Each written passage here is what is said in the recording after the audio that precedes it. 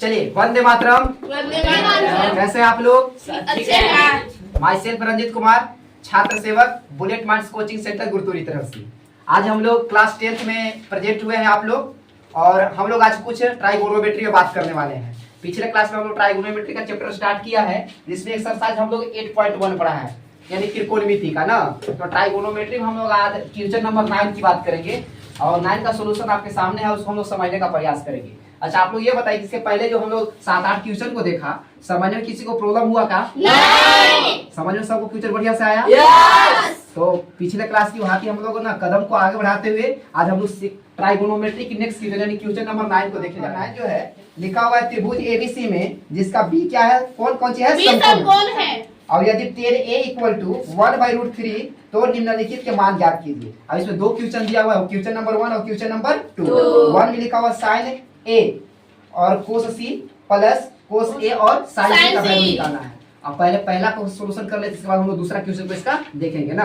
तो सबसे पहले हम लोग देखेंगे कि इसमें क्या है। क्वेश्चन नंबर 9 में ना त्रिभुज एबीसी में बी क्या है, तो बी समकोण हमारा दिया हुआ है ना। क्या दिया हुआ है? बी समकोण। और एक बात आप लोग मन में बैठा लीजिए कि जब हम लोग ट्राइगोनोमेट्री सीखे तो उसमें सबसे पहले हम लोग ना त्रिभुज बना लेना, पहले ट्रायंगल को हम लोग बना ले, ताकि क्वेश्चन हम लोग का सो इजी लगे। क्या लगे? So easy. और समझने में भी हम लोग को आसान लगे ना, यानी इजी लगे। ठीक है, तो सबसे पहले क्या है, त्रिभुज एबीसी में क्या है, बी समकोण यानी 90 डिग्री का है। तो सबसे पहले हम त्रिभुज बनाया, और जिसमें क्या है ए बी सी को दिखा दिए, और बी हमारा क्या था, 90 डिग्री का। तो समकोण था, उसको 90 डिग्री हम समकोण दिखाया ना। अब आगे चलेंगे, देखेंगे चूंकि tan A क्या दिया, 1/√3। क्या दिया? 1/√3। तो tan A = 1/√3 हम लोग लिख लिए।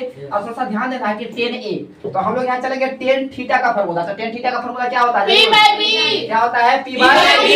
चलो P/B होता है ना, तो P/B होता है, तो हम लोग को यहाँ क्या लिखना है? P/B समझना है। तो सबसे पहले हम लोग समझेंगे P/B यहाँ पर कहाँ होगा। तो P/B देखने के लिए क्या करेंगे, tan के साथ A लगा हुआ है, तो मेरा P ये ना होकर P मेरा कौन होगा? ये होगा। तो यानी P की जगह पर मेरा क्या होगा? BC। तो हम क्या लिखेंगे? BC। क्या लिख देंगे? BC। हम लोग BC लिख दिए। चलो अब हम लोग क्या लिखे, तो P बाई क्या होता है फॉर्मूला, जल्दी बोलेंगे B, और B की जगह पर हमारा कौन होगा? तो पहले से इसको P मानते हैं, अब क्या मान लेना है? B मान लेना है। ठीक है ना। तो B की जगह पर हमारा क्या हो जाएगा? AB। क्या लिखेंगे हम लोग? AB। B की जगह पर हम लोग क्या लिख दिए? AB। सबको समझ में आ रहा है? यस। इक्वल टू क्या है? 1/3 नीचे उसको ले आए। ठीक है ना। अब थोड़ा देखेंगे BC के सामने क्या है मेरा?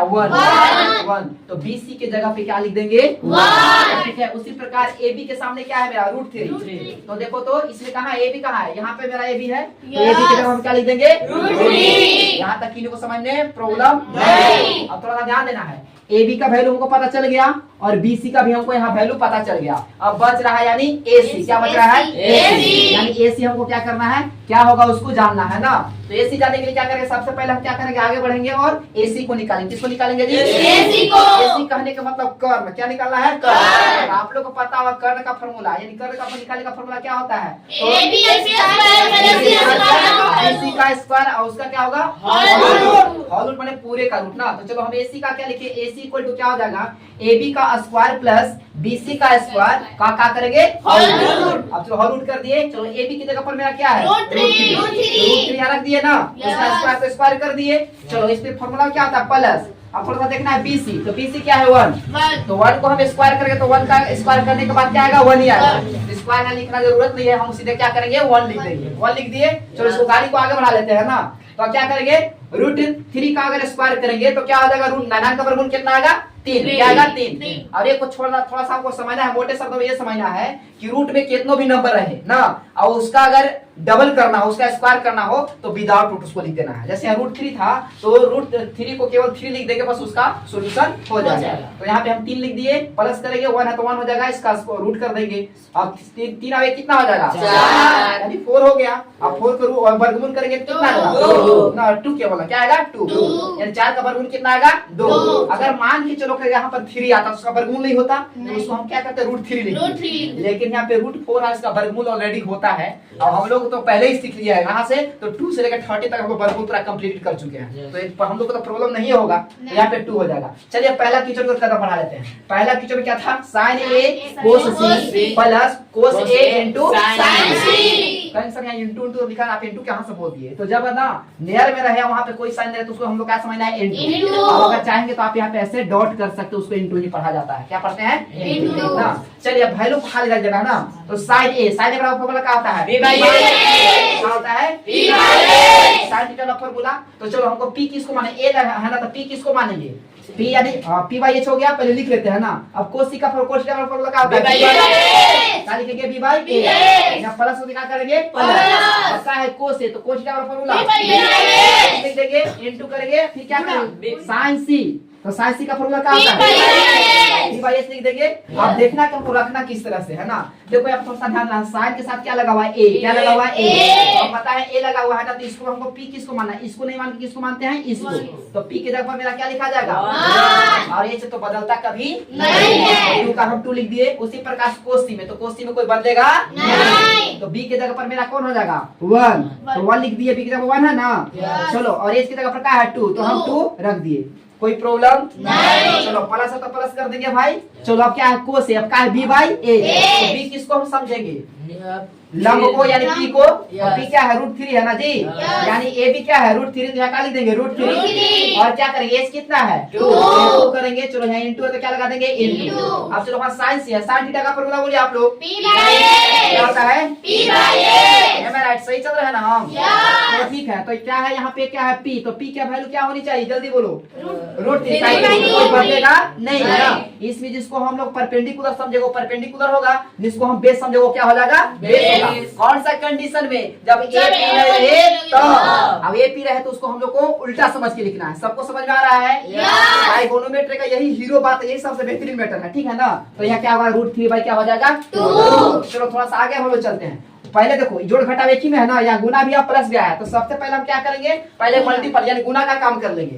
तो 1 में 1 से गुना करेंगे 1 होगा, 2 में 2 से करेंगे 4 हो जाएगा। प्लस है तो प्लस कर लेंगे। अब √3 में √3, √9 का वर्गमूल 3 हो जाएगा। और 2 गुने 2 करेंगे कितना हो जाएगा?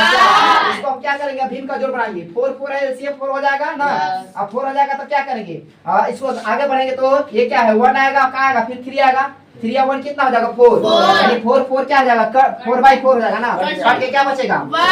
क्या बचेगा? अच्छा बताइए, ट्राइगोनोमेट्री का जो क्वेश्चन नंबर 9 है सबको समझ में आया? I hope you all students complete this matter and understand this matter. सबको समझ में आया? सबको इस बात को समझा? अच्छा, तो सबको समझ में आया। तो आगे हम लोग फिर ऐसा सीखते रहेंगे। और अंत में हम आप लोग को यही कहना चाहेंगे कि आप लोग जिस तरह से मेहनत कर रहे हैं उसी तरह से आप लोग को मेहनत करने की जरूरत है और आगे बढ़ने की जरूरत है। और हम चाहें कि आप लोग को 10 क्लास में ना बेहतरीन बनाने के लिए जितना भी स्ट्रगल करना हो हम तैयार हैं करने के लिए। और आप लोग भी मेहनत कीजिए। और आने वाला दिन में यानी आप लोग का 10th का एग्जाम लिखना है 2026 में। कब लिखना है? 2026। आप लोग को पता है कि जिस तरह से अभी BMCC यानी बुलेट माइंड्स कोचिंग सेंटर के बच्चा भी एग्जाम में पताके लहरा रहे हैं। उन लोग ने वादा कर रहा है कि सर मैं आपको आश्वासन दिलाता हूँ कि मैथ में 100 में 100 करके आएंगे।